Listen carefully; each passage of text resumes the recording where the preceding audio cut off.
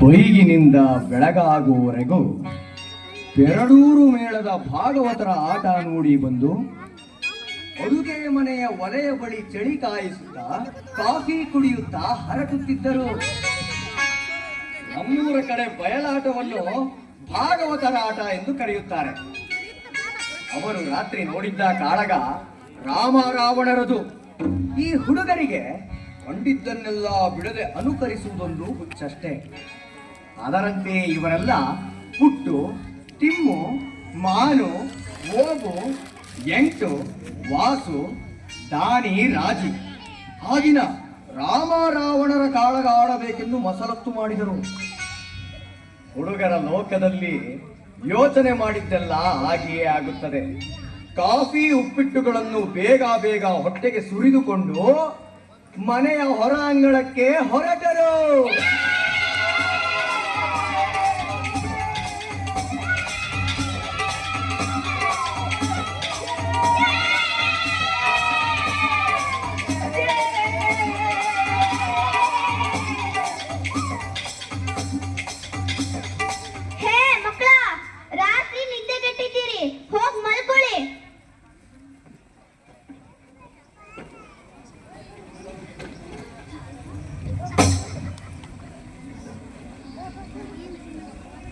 ಹೊತ್ತಾರೆಯ ಹೊತ್ತು ಮಲೆನಾಡಿನ ಹಸುರಾದ ಬೆಟ್ಟಗಳ ತುದಿಯಿಂದ ಎಳೆ ಬಿಸಿಲನ್ನು ಚಿಲುಕಿಸುತ್ತಿತ್ತು. ಹೊರ ಅಂಗಳದಲ್ಲಿದ್ದ ದೊಡ್ಡ ಬಸಿರಿ ಮರದಲ್ಲಿಯೂ ಹಕ್ಕಿಗಳ ಹಿಂಡು ಚಿಲಿಪಿಲಿಗುಟ್ಟುತ್ತಿತ್ತು. ಹಸುಳೆ ಬಿಸಿಲು ತುಳು ದಟ್ಟವಾದದ್ದರಿಂದ ಮರದ ನೆರಳು ಬಲೆ ಆಗಿತ್ತು. ಆ ಬಲೆ ನೆರಳೆ ಇವರ ರಂಗಸ್ಥಳವಾಯಿತು.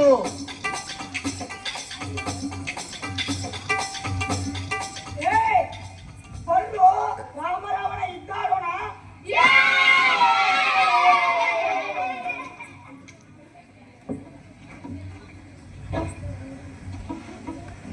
ಆ ಕಾಲ ಒಂದಿತ್ತು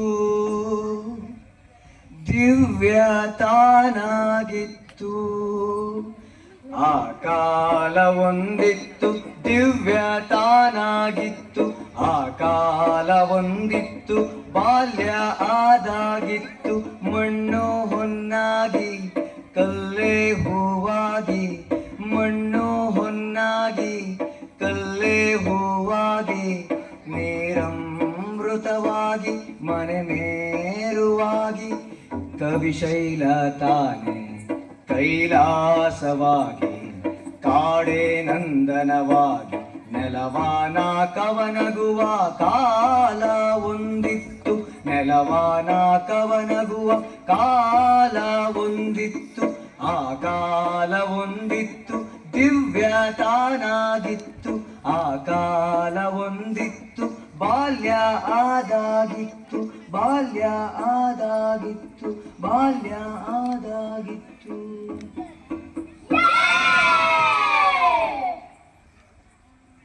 ನಾನು ಮಾತ್ರ ನನ್ನ ತಾತ ಮುತ್ತಾತರನ್ನೆಲ್ಲರೂ ಮರೆತೇನೆ.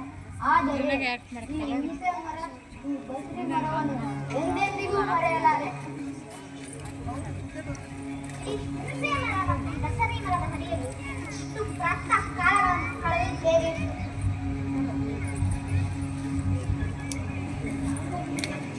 ಎಷ್ಟು ಸಾರಿ ನಮ್ಮ ಜೀವನದ ಭವಿಷ್ಯದ ಬಲೆಯನ್ನು ನಾವು ಅರೆಯದಂತೆ ನೇಯ್ದಿದ್ದೇವೆ. ಆಹಾ, ಈ ಇಂಪಾದ ಸನ್ನಿವೇಶಗಳು ನೆನೆದುಕೊಂಡರೆ ಬಾಲ್ಯವೇ ಓದೆಯ ಎಂದು ಎದೆ ಒಳಗಡೆ ರೋಗಿಸಿ ಹೊರಗತ್ತಿರುವುದಿಲ್ಲ.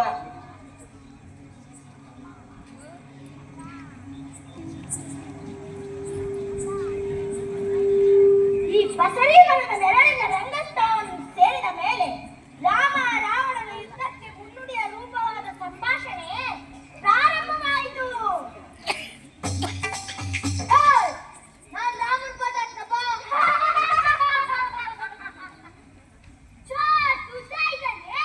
ಇವನು ರಾಮನ ವೇಷ ಆಗ್ತಾನೆ.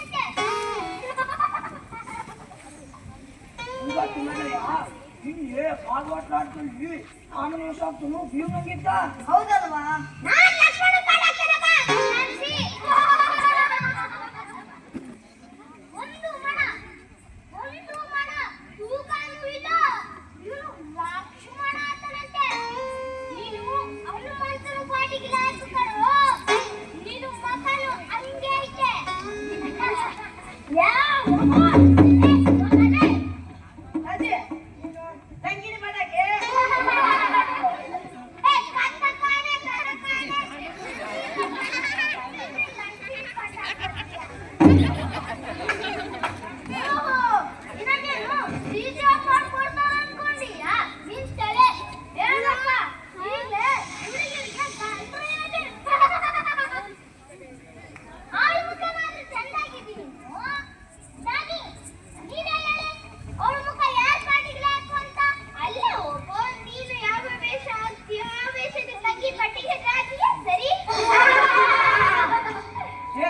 ಈಗ ಯಾವ ರಾಮನ ಪಾಠ ಹಾಕೋದು ಹೇಳ್ರು ನನಗೆ ಮಾಡು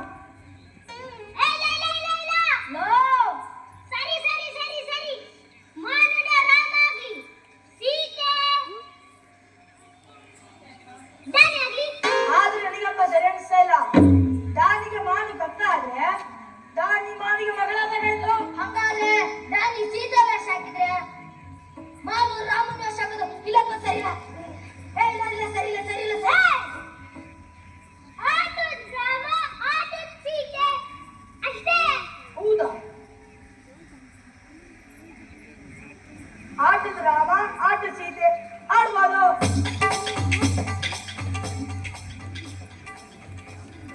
ಸರಿ ಇವಾಗ ರಾವಣ ಮಾಡ್ತಾರೆ ಯಾರು ನೀನೇ ಇನ್ಯಾರು ನನ್ನಲ್ಲ ತಿಮ್ಮನ ರಾವಣ ಇಲ್ಲ ನಾನು ರಾವಣ ಅಲ್ಲ ನಾನಿರಬಹುದೇ ಪುಟ್ಟನ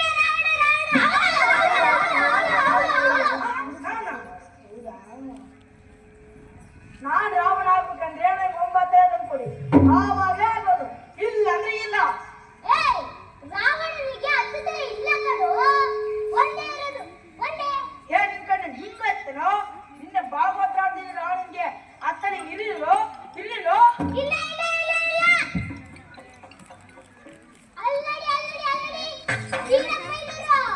ಅವರೇ ನಿನ್ನ ರಾವಣನಾಗಿದ್ರು ಅವರಿಗೆ ಹತ್ತದಲ್ಲೇ ಇದೆಯಾ ಸರಿಯಾಗಿ ಒಂದು ಪೂರ್ತಿಯಾಗಿಲ್ಲ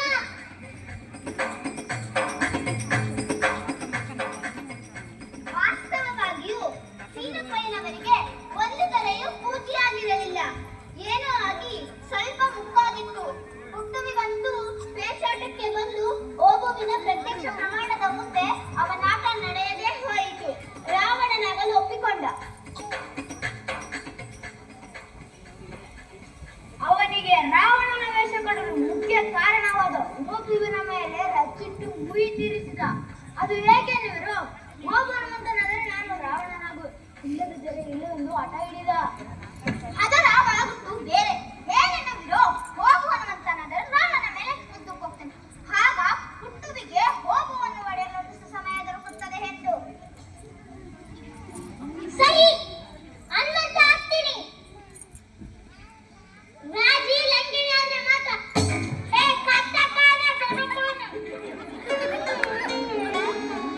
ಸರಿ ಆಯ್ತು ನಾನೇ ಲಂಕಿಣಿ ನಮಗೆ ವಾಲ್ಮೀಕಿ ರಾಮಾಯಣವೇ ಪ್ರಮಾಣ ಗ್ರಂಥವಾಗಿಲ್ಲ ಬೇಕಾದರೆ ನಮ್ಮದೇ ಆದ ಒಂದು ಹೊಸ ರಾಮಾಯಣವನ್ನು ರಚಿಸುತ್ತೇವೆ ಏಕೆ ರಚಿಸಬಾರದು ಕೋಟ್ಯಾಂತರ ರಾಮಾಯಣಗಳಿದ್ದವಂತೆ ನಮ್ಮ ರಾಮಾಯಣವು ಕಳೆದಾದ ರಾಮಾಯಣಗಳಲ್ಲಿ ಒಂದು ರಾಮಾಯಣದಲ್ಲಿ ನ್ಯಾಯವಾಗಿ ಭೀಮ ಇರುವುದಿಲ್ಲ ಆದರೂ ದೊಡ್ಡ ವಾಸು ಒಂದು ಹಠ ಹಿಡಿದ ಅವನಿಗೆ ಭೀಮನ ಪಾಠ ಎಂದರೆ ಬಹಳ ಖುಷಿ ಎಂದೋ ಒಂದು ಸಾರಿ ಭಾಗವತರ ಆಟದಲ್ಲಿ ಭೀಮ ಕಡಲೆ ಮಂಡಕ್ಕಿ ಮುಕ್ಕುತ್ತಿದ್ದನ್ನು ನೋಡಿಬಿಟ್ಟಿದ್ದ ಭೀಮನ ವೇಷ ಹಾಕಿದಾಗಲೆಲ್ಲ ಕಡಲೆ ಮಂಡಕ್ಕಿ ಸಿಕ್ಕುವುದು ಅವನ ಮಹದಾಕಾಂಕ್ಷೆ ಆಡುವುದು ರಾಮಾಯಣವಾಗಲಿ ಶಾಕುಂತಲವಾಗಲಿ ಚಂದ್ರಹಾಸವಾಗಲಿ ಮತ್ತೇನೇ ಆಗಲಿ ವಾಸು ಅಂತೂ ಭೀಮನ ಪಾಠ ಹಾಕಲೇಬೇಕು.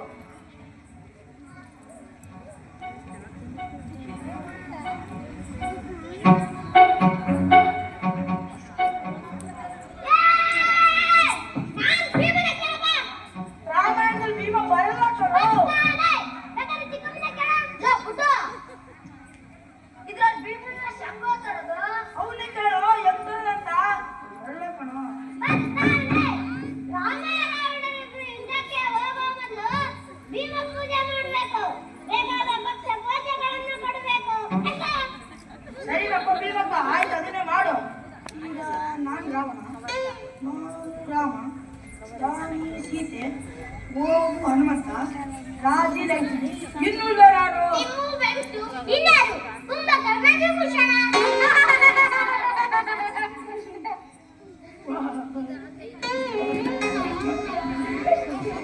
ಅಂತೂ ರಾಮಾಯಣದಲ್ಲಿರುವ ಪಾತ್ರಗಳಿಗೆ ಇವರ ಪಾತ್ರಗಳನ್ನು ಜೋಡಿಸುವುದಕ್ಕೆ ಬದಲಾಗಿ ತಮ್ಮ ತಮ್ಮ ಮನಸ್ಸಿಗೆ ಬಂದ ಪಾತ್ರಗಳನ್ನು ಆರಿಸಿಕೊಂಡು ಹೊಸ ರಾಮಾಯಣ ಮಾಡಿದರು.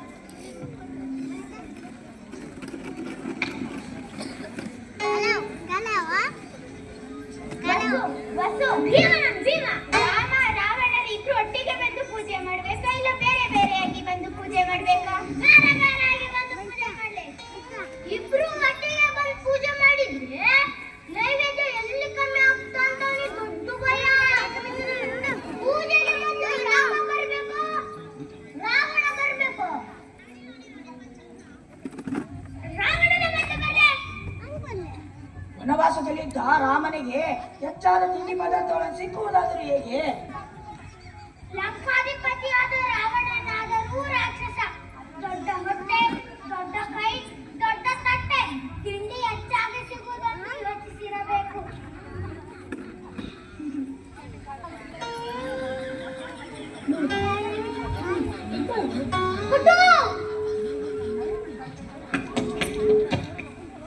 ನೈವೇದ್ಯಕ್ಕೆ ಒಂದೆರಡು ಕೆಟ್ಟರುವೆ, ಒಂದೆರಡು ಗೊತ್ತ, ಗೆದ್ಲು, ಬಿಡುವೆ, ಉಳಗಿನ ಎಲ್ಲ ಹಾಕಿ ನೈವೇದ್ಯ ತಾಂಡದು. ಏಕೆಂದ್ರೆ ರಾವಣ ಮಾಂಸಾಹಾರಿ. ಪುಟ್ಟು! ನೀರು, ನಾನೇ ತಾಂಡ್ತೀನಿ. ಸರಿ. ಬೀರ್ದರು ಯಾವಾಗಲೂ ಕಣ್ಣು ಮುಚ್ಚಿರಬೇಕು. ಕಣ್ಣು ಮುಚ್ಚಿರಬೇಕು, ಕಣ್ಣು ಮುಚ್ಚಿರಬೇಕು.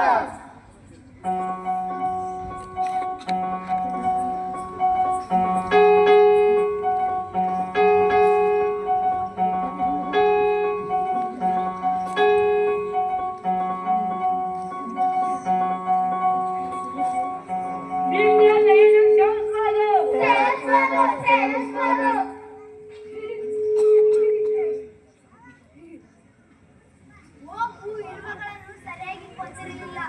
ಒಂದು ಮಿಡತೆಗೂ ಅರೆ ಜೀವವಿತ್ತು. ಭೀಮ ದೇವರಿಗೆ ತಕ್ಕ ನೈವೇದ್ಯ.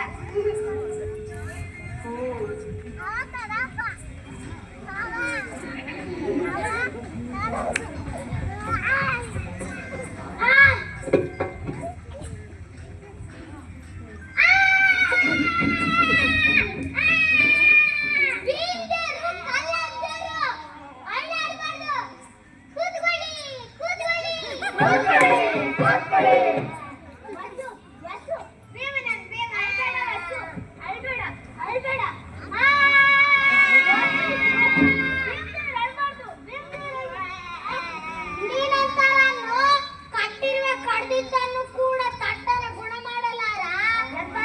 ನೀನು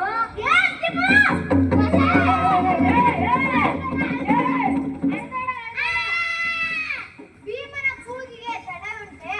ಆಕಾಶಕ್ಕೆ ಮುಟ್ಟಿದ ಭೀಮನ ಕೂಗು ಅಡುಗೆ ಮನೆಗೆ ಮುಟ್ಟಿದ ದೊಡ್ಡ ಮಾತು. ಚಿಕ್ಕಮ್ಮ ಗಾಬರಿಯಿಂದ ಕೈ ಹಿಡಿದುಕೊಂಡಿದ್ದ.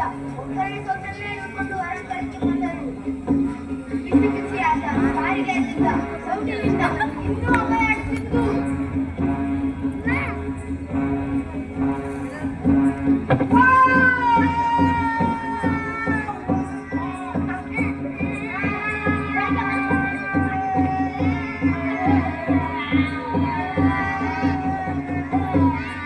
ರಾವಣನಾದ ಪುಟ್ಟುವಿಗೆ ರಾಮ ಹೊಡೆಯುವ ಮೊದಲು ಚಿಕ್ಕಮ್ಮ ಗುದ್ದಿದ್ದರು. ಬಿಕ್ಕಿ ಬಿಕ್ಕಿ ಅಳುತ್ತಿದ್ದ ಭೀಮನನ್ನು ಚಿಕ್ಕಮ್ಮ ಅಡಿಗೆ ಮನೆಗೆ ಎಳೆದುಕೊಂಡು ಹೋದರು. ಅಲ್ಲಿ ಸರಿಯಾದ ಭೀಮ ಪೂಜೆ ಆಗಿರಬೇಕು.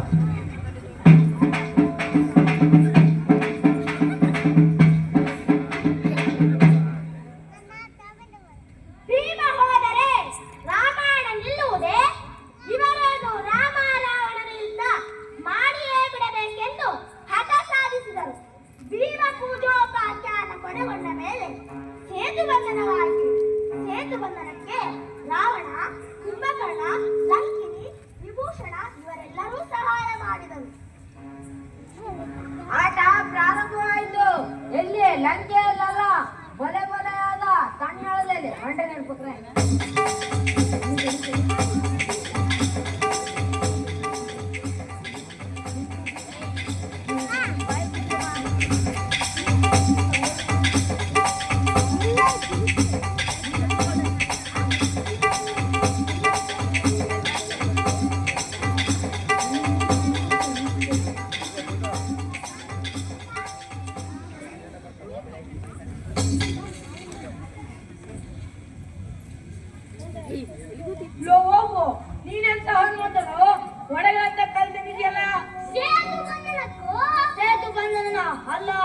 ಹನುಮಂತ ಕೈಲಾಸ ಪರ್ವತ ಕೈ ಸಿಕ್ಕಿಸ್ಕೊಳ್ತಾರಲ್ಲ ಅದನ್ನು ಮಾಡ್ಬೇಕೀಗ.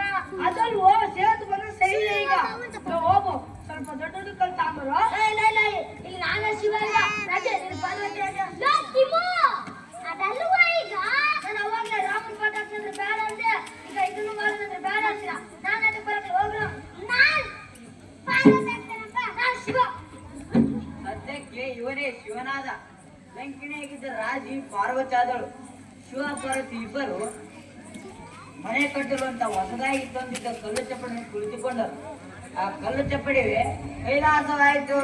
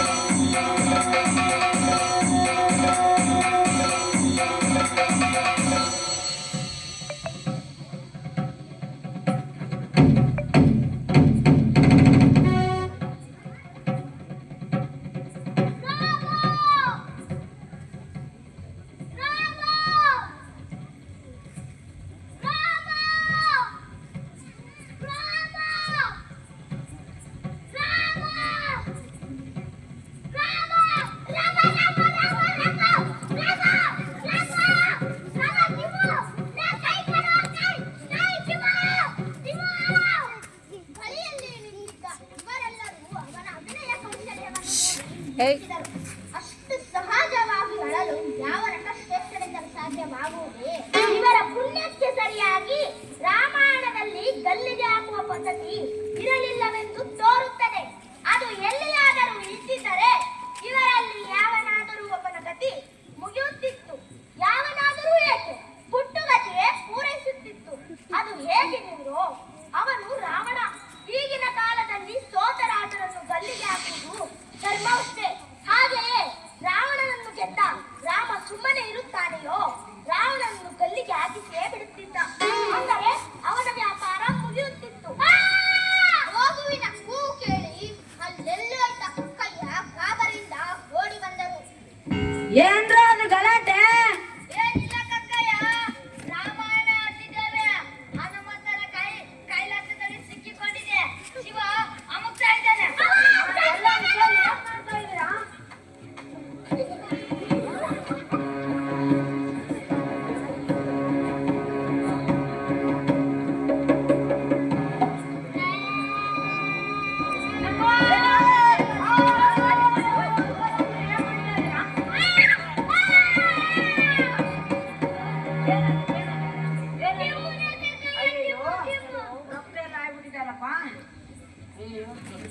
ಇಲ್ಲಪ್ಪ ಮನೆಗೆ ಹೋಗಿ ಮಾಡ್ಕೊಂಡು ಕಕ್ಕಯ್ಯ ಓಡಿ ಬಂದು ಕೈಲಾಸದ ಮೇಲೆ ಕುಳಿತು ದರ್ಬಾರು ಮಾಡುತ್ತಿದ್ದ ಶಿವ ಪಾರ್ವತಿಯರಿಬ್ಬರನ್ನು ಈಚೆಗೆ ಎಳೆದು ಹಾಕಿ ಕೈಲಾಸವನ್ನು ಎತ್ತಿದರು. ಕಕ್ಕಯ್ಯ ಎಲ್ಲರಿಗೂ ಹಸಿರಕಲ್ಲಿಂದ 2 ಚಡಿ ಕೊಟ್ಟು ಹನುಮಂತನ ಕೈಗೆ ಔಷಧಿ ಮಾಡಲು ಅವನನ್ನು ಎಳೆದುಕೊಂಡು ಹೋದರು.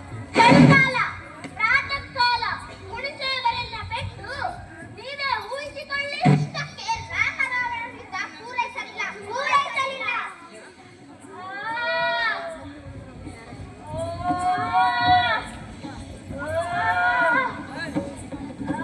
ನೀನೆಂತ ರಾಮನು? ಕೈಲಾದ ರಾಮ ನಿನ್ ಭಕ್ತ ಹನುಮಂತ ಕೂಗಿದೆ ಒಂದು ಬಿಡಿಸುವ ಕಲ್ಲಿಂದ ನಿಂತ್ಕೊಂಡು ಹೋಗ್ತಾ ಇದ್ದೆ. ನಿನ್ ಜೊತೆ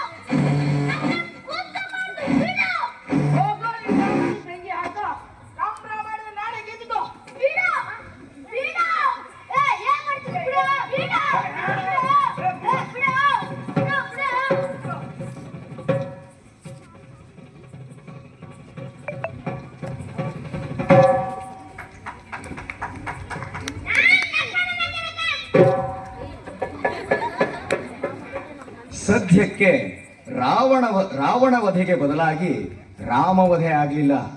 ಅಂದು ಇವರಾಡಿದ ಹೊಸ ರಾಮಾಯಣದ ಪ್ರಕಾರ ರಾಮ ರಾವಣ